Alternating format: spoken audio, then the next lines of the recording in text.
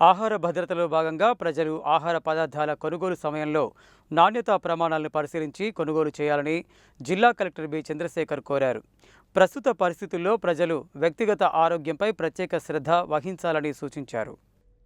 ప్రజాపాలన ప్రగతి ప్రణాళిక 99 రోజుల కార్యాచరణ ప్రణాళికలో భాగంగా ప్రజలలో అవగాహన కల్పించే నిమిత్తం సోమవారం జిల్లా ఆహార భద్రత నియంత్రణ శాఖ, జిల్లా వైద్య ఆరోగ్య శాఖ సంయుక్త ఆధ్వర్యంలో నల్గొండ జిల్లా కేంద్రంలోని క్లాక్ టవర్ నుండి జిల్లా వైద్య ఆరోగ్య శాఖ అధికారి కార్యాలయం వరకు ఈట్ రైట్ స్టే హెల్దీ పేరున నిర్వహించిన నడకను క్లాక్ టవర్ వద్ద జెండా ఊపి ప్రారంభించారు. ఈ సందర్భంగా మీడియా ప్రతినిధులతో జిల్లా కలెక్టర్ మాట్లాడుతూ దైనందిన జీవితంలో ఆహారంతో పాటు వ్యాయామం చాలా అవసరమని, అలాగే ప్రజలు కల్తీ ఆహారం బారిన పడకుండా ఆహార పదార్థాలు కొనే ముందు జాగ్రత్తగా చూసి కొనుగోలు చేయాలని, నాణ్యతను, ఎక్స్పైరీ డేట్ను చూడాలని, ఎక్కడైనా ఆహార వస్తువులు కల్తీ అయినట్లయితే తక్షణమే ఫిర్యాదు చేస్తే వెంటనే ఆహార భద్రతా అధికారులకు ఫోన్ చేస్తే ఆహార భద్రతా అధికారులు దాడులు నిర్వహించి తగిన చర్యలు తీసుకుంటారని తెలిపారు.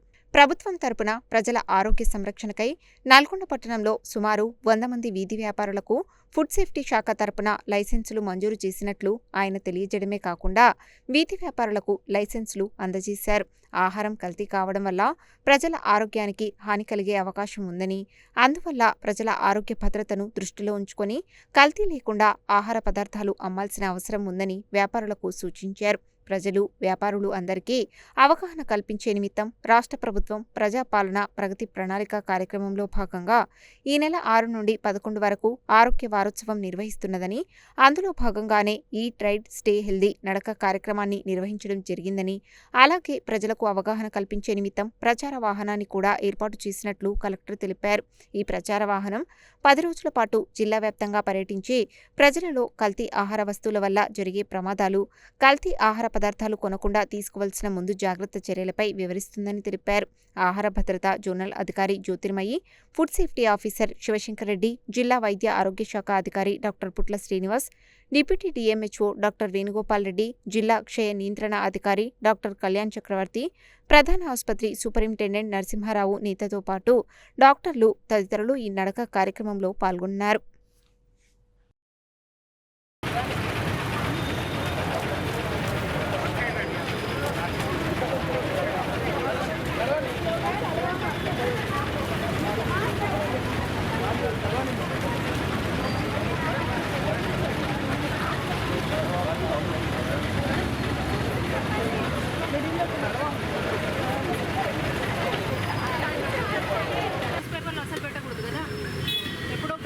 న్యూస్ పేపర్లో ఫుడ్ ప్యాక్ చేయొద్దు, పెట్టద్దు, స్టోర్ చేయొద్దు. మీరు తప్పని కూడా తప్పదు. ఇందులో లెడ్ కెమికల్స్ అన్ని ఫుడ్లోకి వెళ్ళిపోతాయి. మరి అది చేయాలి కదా. పేపర్ పెట్టుకున్నా పర్లేదు. ఇదంతా కూడా దీని కూడా ఈ అక్షరాలు ఉన్నాయి కదా, ఈ అక్షరాలన్నీ కెమికల్స్ అన్నమాట. కార్బన్ ఉంటుంది, ఇంకా కెమికల్స్ ఉండేసి ఉంటుంది. ఇది మీరు దీని మీద పెట్టినా లేకపోతే చట్నీ వేసినా ఇది దాంట్లో కరిగిపోతుంది. మళ్ళీ అదే పబ్లిక్ కరిగిపోయి పేపర్ అనేది వాడకూడదు. ఓన్లీ 1 టైం యూజ్ మాత్రమే ఉంటుంది. దీన్ని పెట్టి ర్యాపింగ్ చేస్తే అది తప్పదు. ఆయిల్ చూడండి, చాలాసార్లు మరిగించారు మీరు. ఆయిల్ చాలాసార్లు ఆయిల్ చెక్ చేయించారు. లేదు మేడం, ఎప్పటికప్పుడు తెచ్చుకుంటాం. ఏం ఆయిల్ తీసుకుంటారు? మీరు గ్లౌజ్ వేసుకోలేదు, క్యాప్ వేసుకోలేదు. వేసుకోండి, అది వేసుకోండి.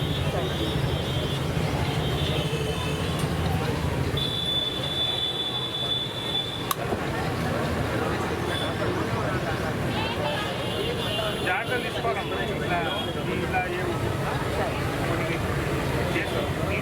ప్రజాపాలన ప్రగతి ప్రణాళికలో 99 డేస్ యాక్షన్ ప్లాన్లో భాగంగా ఈరోజు 6th ఏప్రిల్ నుంచి 11th ఏప్రిల్ వరకు మనకి హెల్త్ డిపార్ట్మెంట్ సంబంధించినటువంటి యాక్టివిటీస్ చేయమని గవర్నమెంట్ మనకు ఆదేశాలు జారీ చేశారు.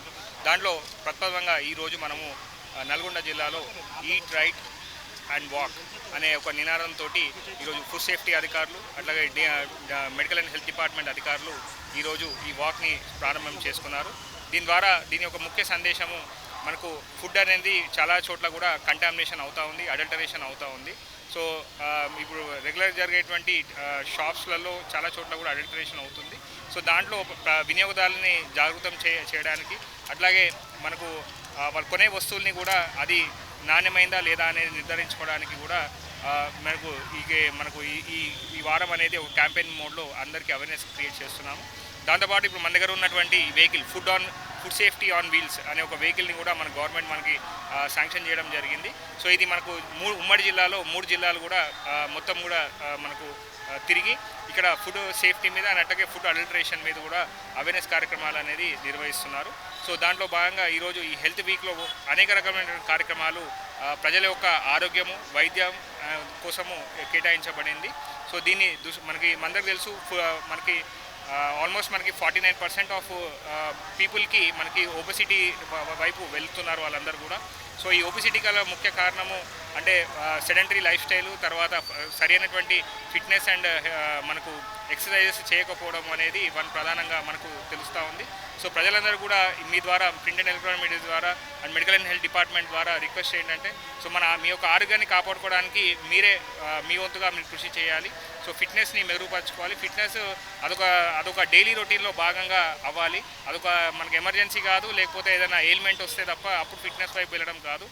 దైనందిన జీవితంలో మనము ఫిట్నెస్ని మన భాగస్వామ్యం చేసుకొని ఫిట్గా ఉండాలని చెప్పి ఈ సందర్భంగా అందరికీ కూడా రిక్వెస్ట్ చేసుకున్నాను. ప్రజారోగ్యం వైపు ప్రజాప్రభుత్వం అడుగులు వేస్తూ ఉన్నది. సో దీనికి అందరూ కూడా సహకారం అందించి ప్రజాప్రతినిధులతోటి అండ్ అట్లాగే మన గౌరవ మంత్రి గారు కూడా దీని మీద ప్రత్యేక దృష్టి పెట్టి సో మనకు ఆదేశాలు జారీ చేస్తున్నారు. అందరి ఆదేశాలు సమన్వయం పరుచుకుంటూ జిల్లాలో ఈ ప్రజా ఆరోగ్య వీక్ని విజయవంతంగా చేయడానికి అందరి యొక్క సహకారం కోరుతున్నాను. Thank you.